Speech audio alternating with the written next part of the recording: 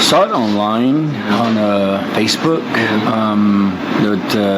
Leo DiCaprio was calling for a lot of native actors and actresses, whatever. I just drove one night after work and all in one night and drove to Santa Fe. Got there rather early. I thought it was going to be like late afternoon, but it was early morning. I got there, so I was thinking I was going to be late, but I was ended up to be the first one there. So what was the audition like? Did they have you read something from the script? Oh yeah. Well, no, actually, no. They didn't have anything from the script.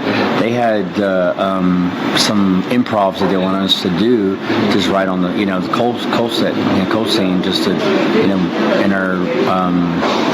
in our own reaction responses to these situation that was going on. So a lot of it was just in 3 different stages. Right.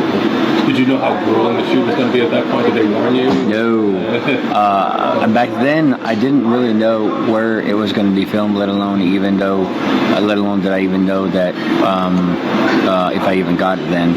But not even know exactly what I was really improvising for. I wasn't really auditioning for. I was just, auditioning for one of them, but I didn't know what they were or what they are. So we really loved you. We really want to use you. So we had to do a final audition in front of the director, and might have to do it in front of the producer too in LA.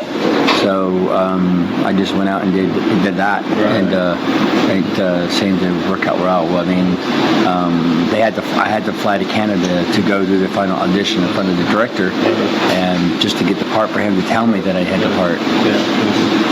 And so then when he told you, you must have been pretty excited when you finally got the part. Yeah. I was. Yeah, but when they say part, versus you have to roll, are 2 different big, huge scenarios, and a lot of it was kind of a process in its own as it was going along. But so you still didn't know which role you were going to be playing at that point? No, not until they said, okay, this is a role that you have, and this is what you're going to be doing, and so forth. So right. So when you saw that, it was a pretty big role. When you saw how big it was, you must have been pretty excited. Yeah, I mean, it was a major, just a humbling experience just to see that, but to also experience it well with Leo DiCaprio and Tom Hardy and Will Poulter and Forrest Goodluck, all in these scenes that I'm correlated with, and it's just just in shock sometimes and surprising just to see how that comes about. Right. So were you sort of intimidated on the set? All those good names? Yeah, I mean, to be honest, I was, at first, but to me it was more about just getting to know who they are and what they're about, and basically, it's a spiritual thing for me. I want to know what their spirit's like and see if, I can connect, and they were very, I was very impressed with them, not just as an actor, but also just as a person as well. Right. And all your scenes were shot in Canada, was it British Columbia? Yes, all in Canada. And was it as rough as we hear it was? Yes, I think even rougher, but I don't want to elaborate too much on that, but I know it was rougher than, but sticking through it all together kind of really helped make things really real.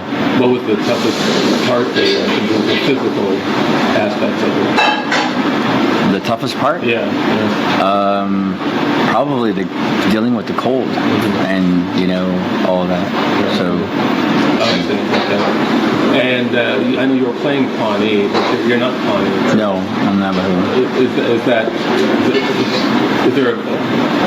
hard in terms of being a tribe that you aren't?